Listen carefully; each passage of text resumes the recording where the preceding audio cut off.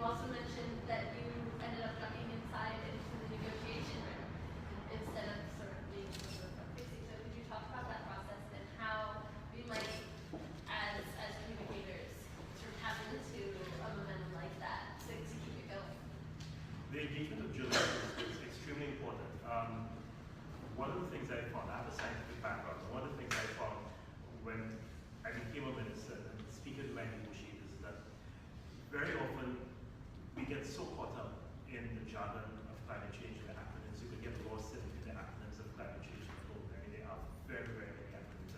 And in speaking to each other, we tend to lose sight of the fact that not many people understand what we're saying. And then you see eyes, people who are very keen, very interested, you see eyes starting to glaze over very, very quickly because you lost them. I used to see that all the time.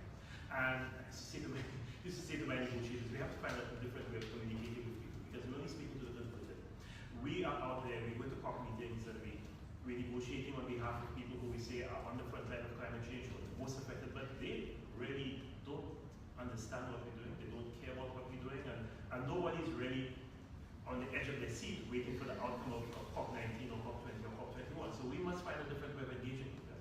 And last year, we did that. We reached out to 3 different groups of people. First of all, our young people through the Caribbean Youth Environment Network. We revived the slogan of 1.5 to stay alive, and they took it and they ran with it.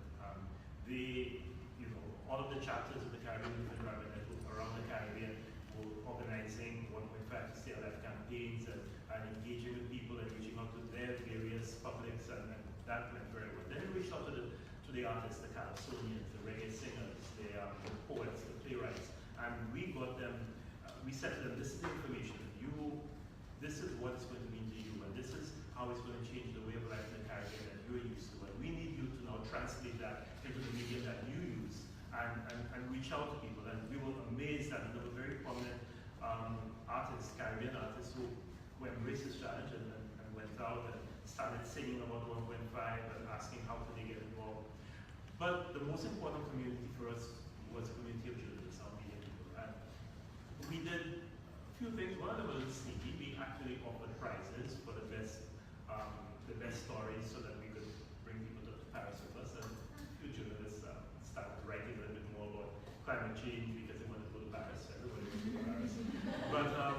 But we also said to them, look, these stories are as important as the murder or the political crisis or whatever it is that you guys carry, and you can really want to make the headlines. And we try to explain to them just how important climate change is and how far-reaching climate change is. And it's not just an environmental issue, but it's a health issue, it's an agricultural issue, it's a water security issue, it's a tourism issue, and it's a fisheries issue. And they got it. They understood it. And then they started asking, I mean, it got to the point where we didn't have to reach out to journalists anymore. The journalists were coming to us and saying, what's going on? How the negotiations going? You like to get an agreement? The other thing that we have to do, I'm speaking now as ministers, is make ourselves available and accessible to the media. I think that's something that we do not pay enough attention to. It's something that I actually tried to do as best I could last year. And there were many media outlets, and Climate Analytics was great at that. There are media people who putting me in contact with journalists from various organs and explain to them what was going on. And the small island perspective is always a very, very important one. Because we keep saying that the small island developing states are the moral conscience of the climate change negotiations, but we are very seldom heard within the climate change process. And that's why we felt it was important to go out there and tell our story and see how this thing was impacting us and how important it is for us.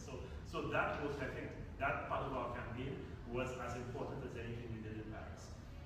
To the second part of your question about being on the inside, as I was sharing with you before this engagement started, when Laura Fabius approached me at the beginning of the second week of COP21 and asked me to be one of the ministerial facilitators, specifically to look at the ambition question and the long-term temperature goal, I immediately said, wow, this is being on the inside, helping to craft the text that will speak to probably one of the most important parts of the Paris Agreement for small island developing states. What is that long-term temperature goal, and what sort of ambition will we need to get to that long-term temperature goal?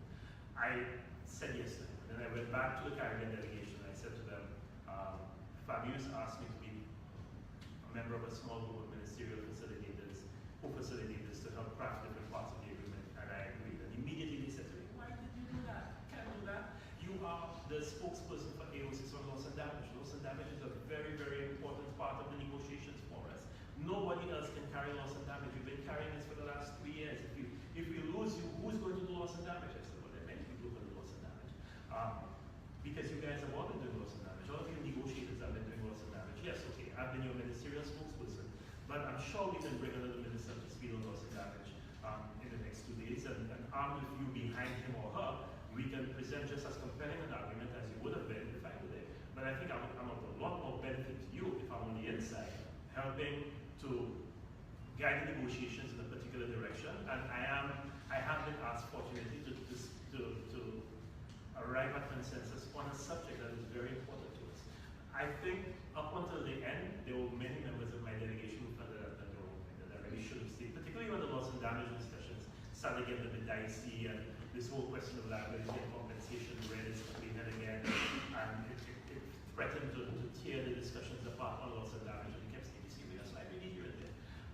But it was very interesting being part of the negotiations, being on the inside. It's why I can say with absolute confidence that I think the French were masterful in the way they handled COP21, not just the 2 weeks in Paris, but everything that led up to COP21, the climate diplomacy that both Hollande and Fabius embarked on during that year, the informal ministerials that were held. I think the first one was in July, then there was one in September, and one in November.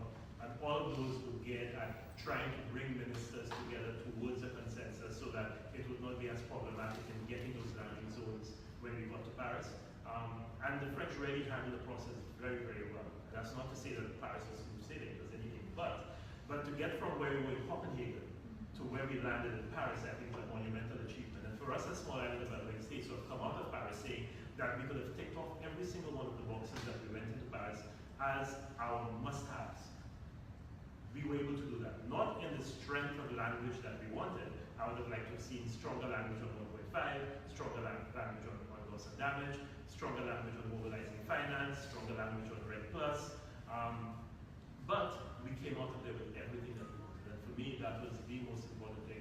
And I was really pleased to be part of that process. So it was interesting.